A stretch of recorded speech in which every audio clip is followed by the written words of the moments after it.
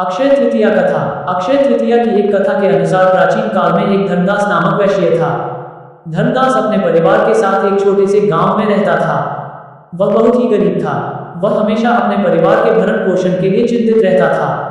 उसके परिवार में कई सदस्य थे। धर्मदास बहुत धार्मिक प्रवृत्ति का व्यक्ति था। उसका सदाचार तथा देव एवं ब्राह्मणों के प्रति उसकी श्रद्धा अत्यधिक प्रसिद्ध थी। अक्षय तृतीया व्रत के महात्म्य को सुनने के पश्चात उसने अक्षय तृतीया पर्व के आने पर सुबह जल्दी उठकर गंगा में स्नान करके विधिपूर्वक देवी देवताओं की पूजा की। व्रत के दिन सामर्थ्यानुसार जल से भरे घड़े, पंखे, जौ, सत्तू, चावल, नमक, गेहूं, गुड़, घी, दही, सोना तथा वस्त्र आदि वस्तुएं भगवान के चरणों में रखकर ब्राह्मणों को अर्पित की। ये सब दान देखकर धर्मदास के परिवार वाले तथा उसकी पत्नी ने उसे रोकने की कोशिश की।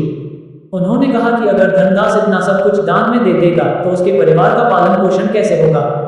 फिर भी धर्मदास अपने दान और पुण्य कर्म से विचलित नहीं हुआ और उसने ब्राह्मणों को कई प्रकार का दान दिया।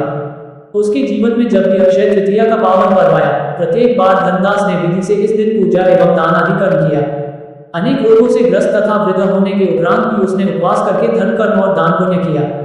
यही वैश्य दूसरे अगले जन्म में कुशावती का राजा हुए। मान्यता है कि अक्षय तृतीया के दिन किए गए दान पुण्य व पूजन के कारण वह अपने अगले जन्म में बहुत धनी एवं प्रतापी राजा बना। वह इतना धनी और प्रतापी राजा था कि त्रिदेव तक उसके दरबार में अक्षय तृतीया के दिन ब्राह्मण का वेश धारण करके उसके महायज्ञ में शामिल होते थे। अपनी श्रद्धा और भक्ति का उसे कभी घमंड नहीं हुआ।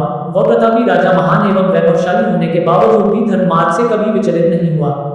माना जाता है कि यही राजा आगे के जन्मों में भारत के प्रसिद्ध सम्राट चंद्रगुप्त के रूप में पैदा हुए थे।